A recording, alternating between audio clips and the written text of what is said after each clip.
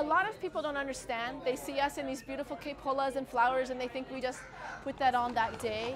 But it's actually a whole week-long process. Nona lei nona lio, pono na hola hana he nui a mena lima kokua ke kahi I mea e paapono ai. Each horse lei has 200 bundles in it, made of maybe 10 to 12 flowers each. And we have 20 leis to make, so that's 4,000 bundles. Ona lei ke ia nona lio vale no, nui hou waku noho I kahana koe. We work on body leis. We work on hairpieces. We have the costumes that have to be sewn by the aunties and the grandmas. He mea kui ka wāno ka akoa koa nui ana o ka poe no ka hana lei ana me ke ia. Normally you would see one pa'u unit working on its own.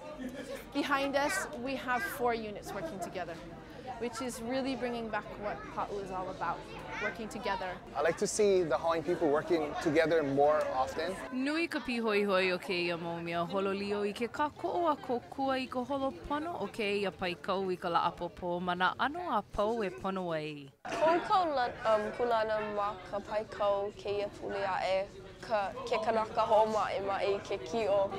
Mako no Joshua no ka awamo piha I kona kule ana. Pihoi hoi wau no ka mea hiki a mako ke ho'olaulea ia kamehameha no ka mea ke lako mako ali'i.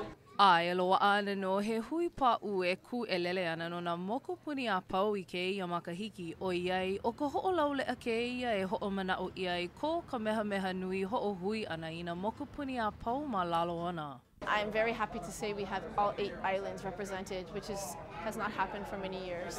So it's really bringing some life back to the parade. Ho'omaka ka paikau ma ka hola eiwa o ke kakahiaka a holo mai Fort Durusi a hiki roa aku I ka hale ali'i o Iolani. O wau no ke o Imi Kalili no Sunrise ma Hawaii News Now. Aloha.